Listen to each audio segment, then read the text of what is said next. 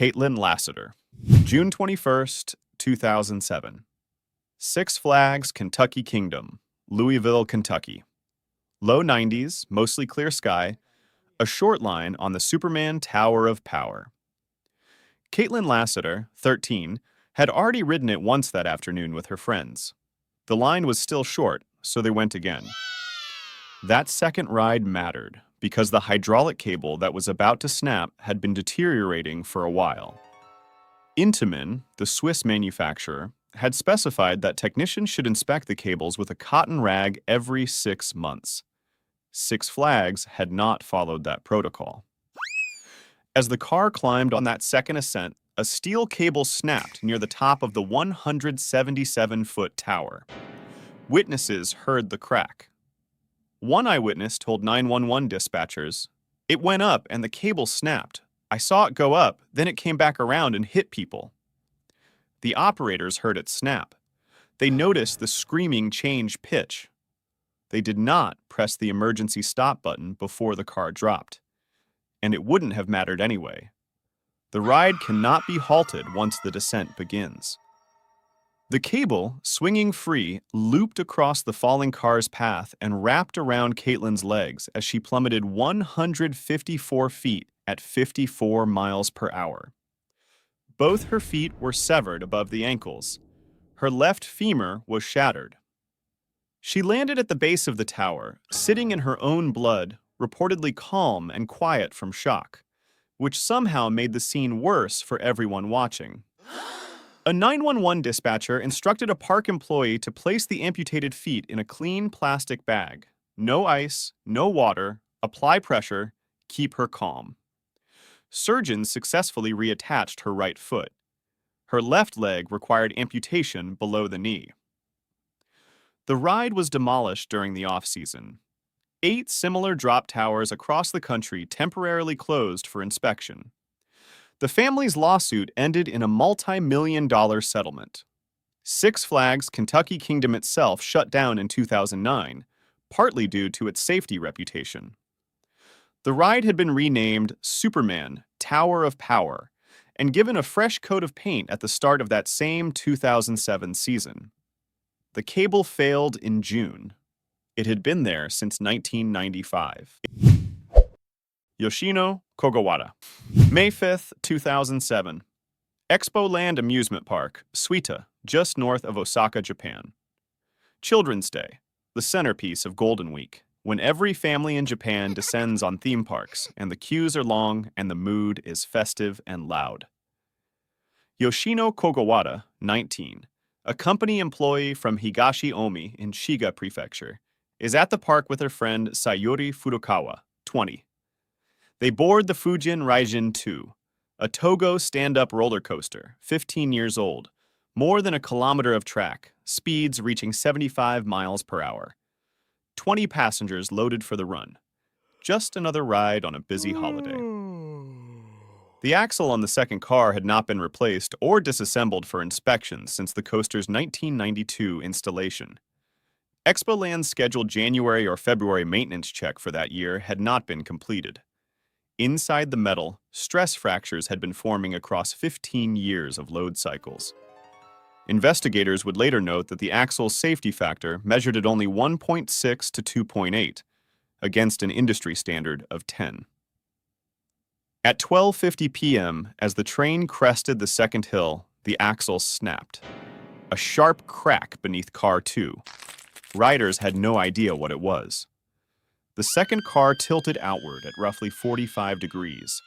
Yoshino's head in the front row was driven into a maintenance catwalk guardrail at the side of the track. The impact was instant.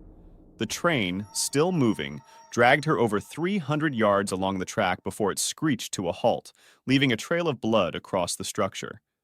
Her body remained lodged in the wreckage when the coaster finally stopped. Her friend Sayuri, seated nearby, was seriously injured. 18 other passengers suffered fractures and whiplash. Yoshino died instantly.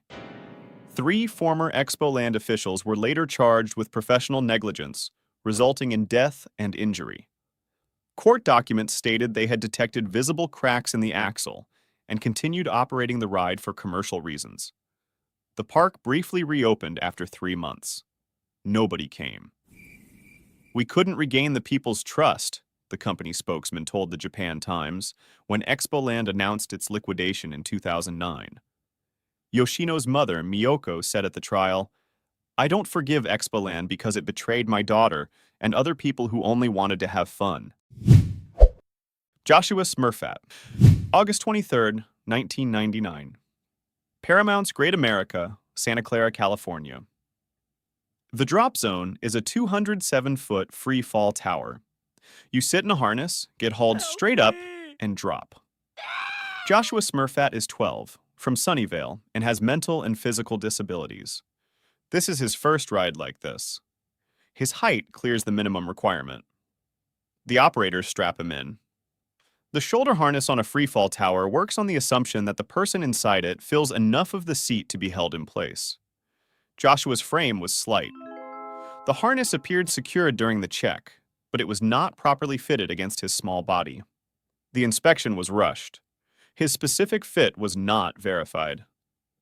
The ride had a perfect safety record, 0 prior incidents, no reason to flag anything. The car climbed 207 feet above the concrete. At the apex, as the car dropped, Joshua slipped free of the harness entirely. He fell the full height of the tower with nothing slowing him down. Massive blunt force trauma. He died at the scene. The ride was halted immediately. The park added dual harnesses and additional restraint verification procedures following the accident. No lawsuit details entered the public record. What the press had was the outline. A 12-year-old boy with disabilities on his first free fall ride, a harness that looked correct and wasn't, and a perfect safety record that ended on a Tuesday afternoon in August. Gabriela Garin. Before we get to Gabriela Garin, we need to talk about May 22, 2004. Rye Playland, Rye, New York, the 1928 historic park used as a filming location for the Tom Hanks film Big. The Mind Scrambler is a spider arm ride that spins 2-seat cars in a darkened tent to flashing lights and loud music. That evening, 7-year-old Stephanie Dudonné wriggled free of the restraining bar, knelt on the seat, and fell. She died of severe head injuries. The park was not cited for violations. Officials announced plans to add seat belts, a second attendant, and better lighting at the Mind Scrambler. 3 years later, none of those improvements were fully in place. Gabriela Garin, 21, had worked at Rye Playland since she was 14. 7 years. She had been there the day Stephanie died. She was the Mind Scrambler's manager and knew that ride, as the county executive would later say, like the back of her hand. She was a single mother to a 2-year-old daughter. On the night of June 29, 2007, near the end of her shift, Gabriela swapped briefly with the ticket taker and climbed into a car for one last ride. Impatient riders were already shouting for the ride to start. The new operator, his view partially blocked by the high seat back, started the Mind Scrambler.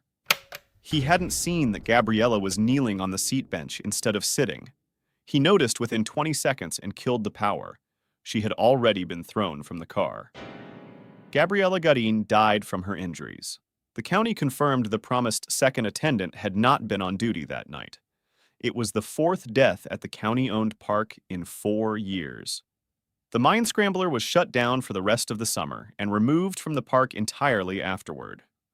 "She grew up in this place," her sister Ruby said outside the park, "and this place took her away from us."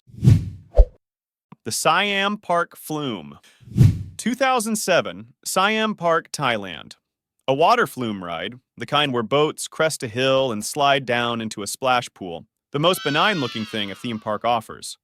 A woman in her 30s is riding with her group. The boat crests the hill, and then the power goes out. When the pump driving a flume ride loses power, the water flow that keeps the boat on track stops. The boat, now unpowered on a structure built entirely around constant water pressure, derails. This section was approximately 66 feet above the ground. The boat left the track and went airborne. It plunged 66 feet down into a combination of concrete and shallow water. The woman died from skull fractures, a severed spine, and drowning in the seconds after impact. 5 other riders were injured. some seriously. The park attributed the incident to an unexpected power outage, as if the absence of a backup generator was a force of nature rather than a maintenance decision. International coverage focused on the complete lack of fail-safe systems. No generator, no mechanism to arrest a derailing boat when the power simply stopped. Flumes look safe because the speed is low and the drop is modest, but everything about their design assumes the water keeps flowing. The woman in her 30s sat in a boat on a sunny afternoon and had no way of knowing that the ride's entire safety margin was a pump staying on. When it didn't, the boat became a 20-meter drop into concrete. Upgrades were mandated. The lawsuits followed. The park called it a blackout. Kings Island, June 9, 1991. Kings Island Amusement Park, Kings Mills, Ohio.